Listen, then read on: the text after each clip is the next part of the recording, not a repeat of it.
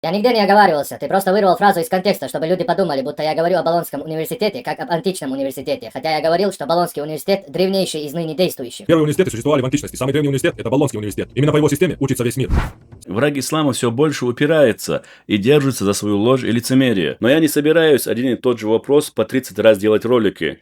Наверное, ему это и хотелось, чтобы я дальше не продолжал, а остановился только на университетах. Последний раз про эту тему университет я объясню. Вот статья Беншикруна как раз основана на археологических данных. В ней говорится о найденной деревянной балке, покрытой гипсом, над первоначальным михрабом, с надписью об основании Эль-Карауин и датой постройки этой мечети Даудом ибн Идрисом, сыном Идриса II, в 877 году. Это опровергает дату 859 года и... Бен-Шикур в аннотации, он не зачитывает это, потому что знает, что это нокаут очередной для него. Он говорит, что он предлагает всего лишь новые гипотезы.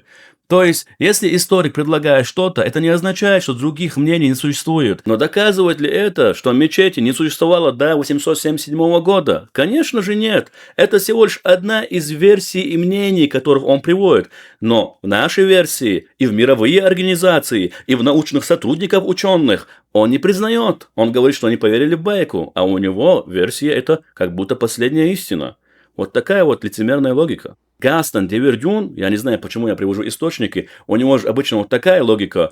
Если мне неудобно, значит все это поверили в байки. То, что они поверили в религиозную легенду, которую им подсунули, и не прислушались к реальным ученым и историкам, говорит о том, что современные международные организации вроде ЮНЕСКО находятся в глубочайшем кризисе и насквозь коррумпированы.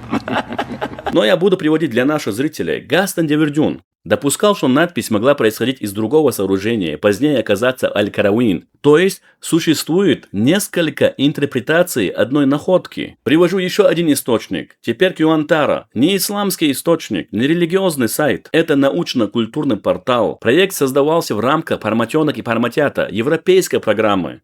Слышите? Или опять будет, они тоже поверили в байку. А в работе участвовали историки, археологи, искусствоведы из разных стран. Они тоже поверили в байку. И что они пишут? Пишут, что первоначальный молитвенный зал Аль-Карауин, какой год?